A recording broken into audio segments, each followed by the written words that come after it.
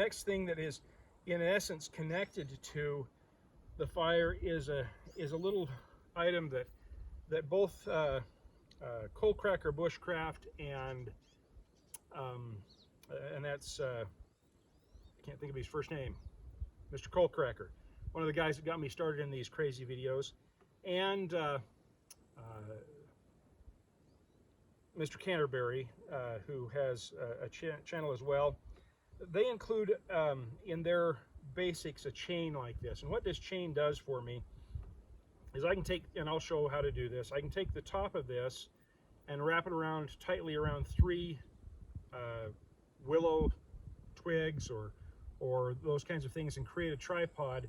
I can hang my cup over the fire with this by connecting it into the chain.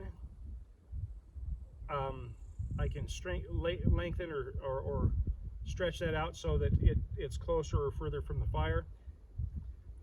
I have a toggle here that I can place in the bottle. I can flip it over and catch it like a fish hook in my bottle and suspend it over the fire. I'm not going to mess with that. I'll show you how to do that in a future video.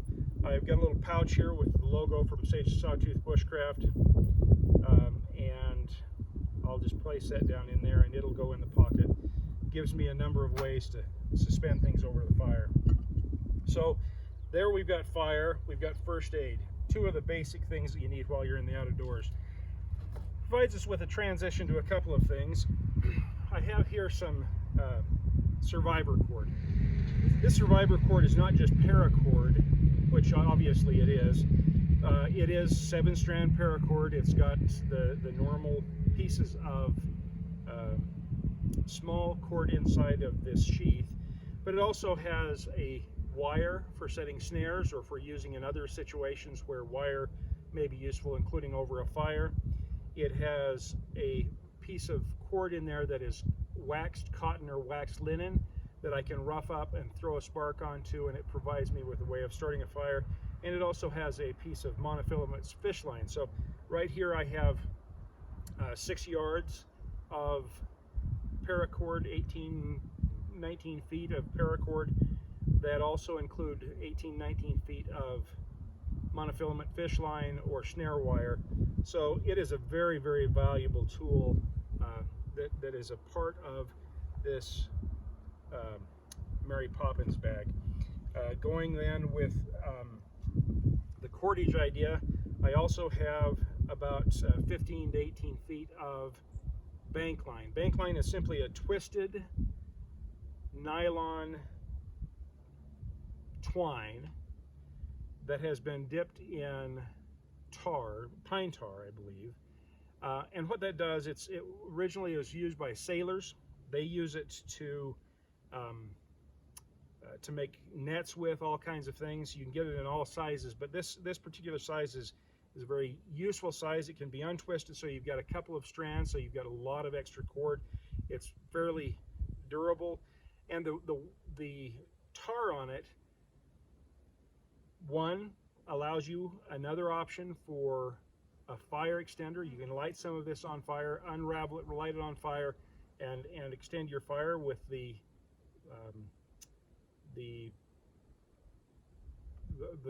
tar. You can unravel this, rough it up, get those fibers undone, and have between the synthetic material in the cord itself and the pine tar have a very, very useful fire extender. But it's also really great for tying things because the tar makes it so that the knots don't slide that you would usually get out of a piece of polyurethane or polypropylene, whatever this is, synthetic cord. It might be nylon. I'm not sure what they make it out of, but it makes these knots tie a lot better. Great for making pressing knots on your ridge line. Great for tying a simple tripod together. It's just really good, another good, really useful resource. Along those lines, I also include, I guess what would be called a hank of stainless steel wire. And this stainless steel wire can be used for hundreds of things. I mean, it's just really can be very valuable.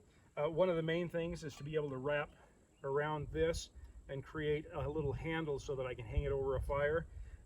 We'll talk about that in just a minute. It can tie equipment back together. You know, the old idea that baling twine can fix anything. Well, that's why I include this.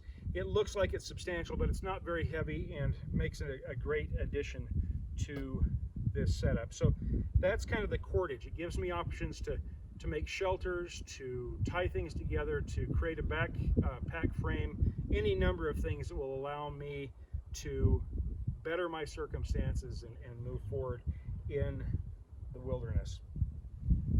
So I've gone through those things. Let's go ahead and move a couple things here.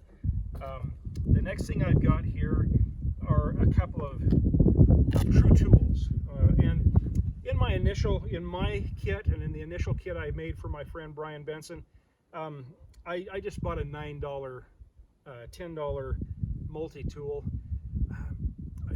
I just didn't feel right about that, especially if I'm going to be selling this setup, because a couple of uses, maybe even the first use, it fails on you and you're worse off than if you didn't have it because you're expecting to be able to use it. This is a high quality Gerber multi-tool that has numerous uses.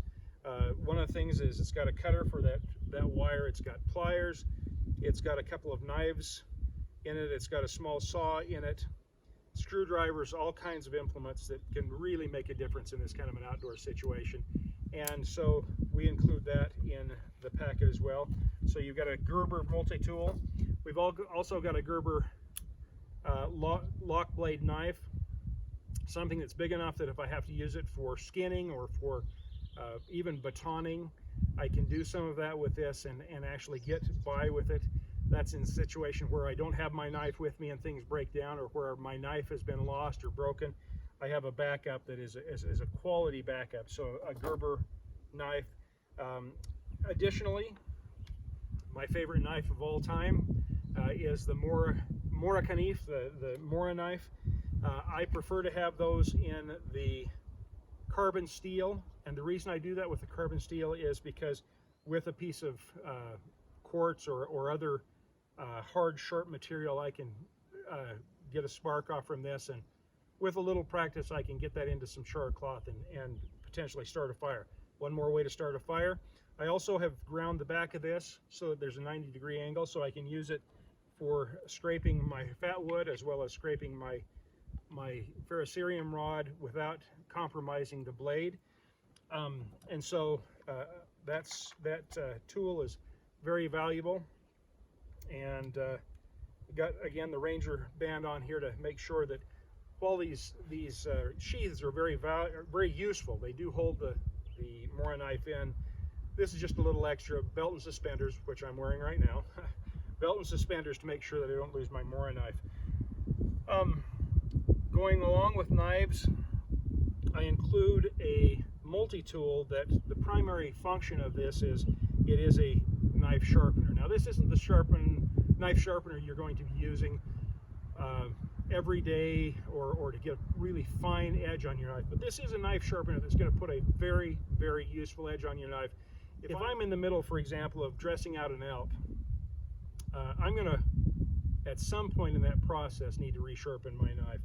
And I can simply run that Mora knife through this, or this Gerber, or any of the blades on this Gerber multi-tool through this, the V in this, and I'll show you how that all works when we make another video. But in that, I've got a way to quickly sharpen that knife and have it ready to continue to use without stopping and cleaning my hands and cleaning the knife and then going through the process of using a stone or whatever. I've got a quick way to put a keen edge on that knife that I can continue to work, and then later I can go ahead and go back and put a better edge on it. But that provides me with a quick way.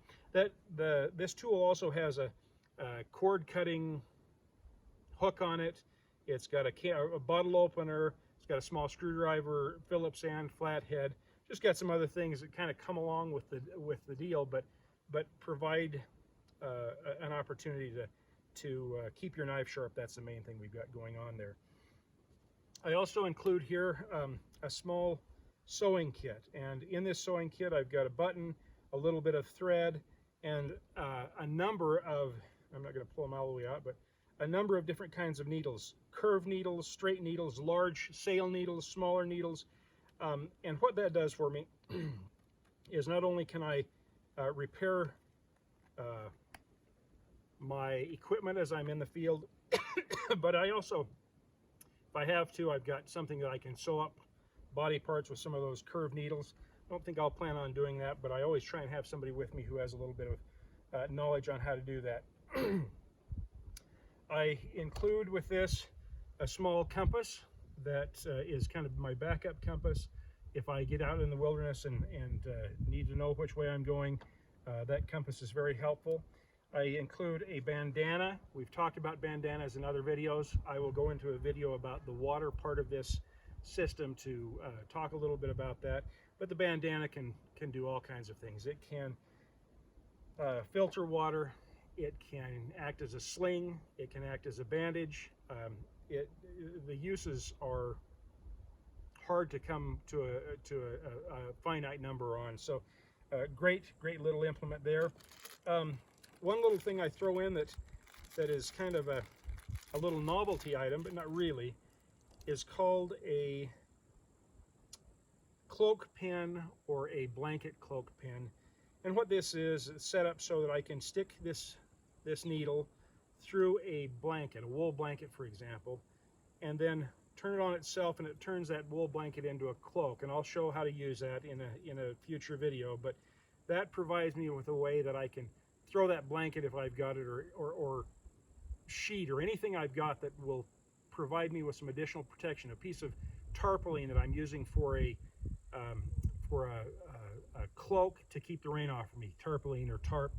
I can use this to secure that, and that's reusable, renewable. I keep that in the kit.